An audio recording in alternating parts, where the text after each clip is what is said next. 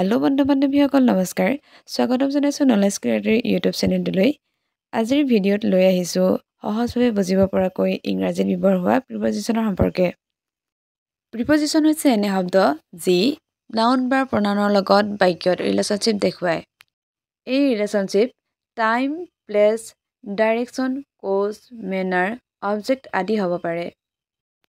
Preposition কেইবা ধৰণৰো আছে। তাৰে প্ৰধান ধৰণসমূহ হৈছে number 1 preposition of place on, in, under, above, near, between.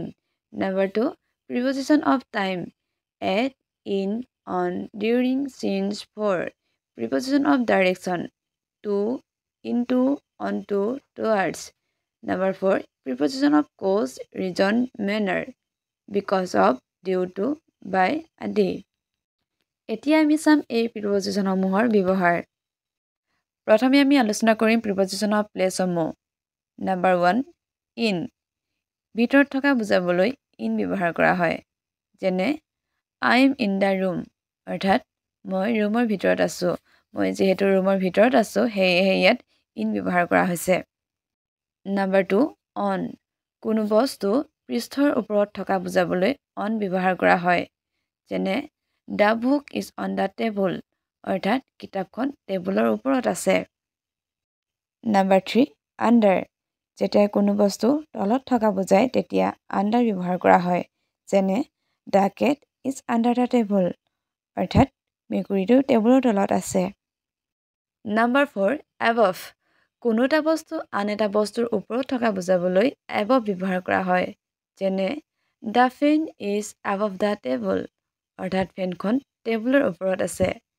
Number 5 near, কোনো বস্তু ওচৰতে বা কাষতে থকা বুজাবলৈ নিয়েৰ ব্যৱহাৰ কৰা হয়। যেনে my school is near the market, অৰ্থাৎ মোৰ স্কুলখন মাৰ্কেটৰ ওচৰত আছে।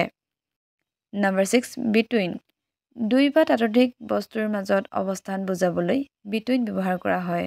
যেনে the shop is between the bank and post office, অৰ্থাৎ দোকানখন বেংক আৰু পোষ্ট অফিচৰ মাজত আছে। এতিয়া আহিছোঁ preposition of time. Number 1 at, নিৰ্দিষ্ট সময় বুজাবলৈ এট ব্যৱহাৰ কৰা হয়।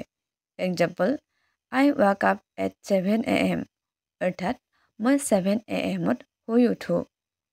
নাম্বাৰ 2 অন, দিন বা তাৰিখৰ আগত অন ব্যৱহাৰ কৰা হয়। Example he was born on Monday, I will meet you on 5th July। ইয়াত কোৱা হৈছে যে তেওঁ মানডেত জন্ম হৈছিল। আৰু এটা এক্সাম্পলত কোৱা হৈছে মই 5th Julyত তোমাক লগ পাম।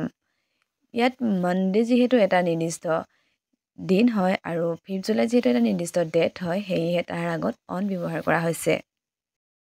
Number 3 in, month, year, season বা পাৰ্টছ অফ দেৰ আগত ইন ব্যৱহাৰ কৰা হয়।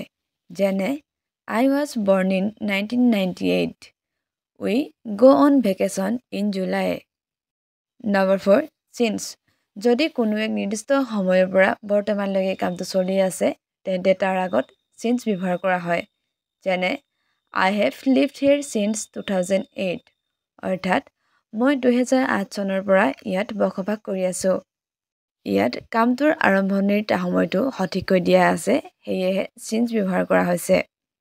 নাম্বাৰ 5 ফৰ, ইয়াত লিখা আছে for a period or duration or time, অৰ্থাৎ যদি কোনো এক কামৰ আৰম্ভণিৰ সময়টো সঠিককৈ দিয়া নাথাকে কেৱল কামটোৰ ডিউৰেশ্যনহে দিয়া থাকে তেন্তে তাৰ আগত ফৰ ব্যৱহাৰ কৰা হয়। Example I have lived here for 8 years, অৰ্থাৎ মই 8 বছৰ পৰা ইয়াত বাস কৰি আছোঁ। আজিলৈ ভিডিঅ' ইমানেই। যদি প্ৰিপজিশ্যনৰ ওপৰত আৰু ভিডিঅ' লাগে তেন্তে কমেণ্ট কৰি জনাব। আৰু যদি ভিডিঅ'টো ভাল লাগিলে তেন্তে লাইক কৰি দিব। Thank U.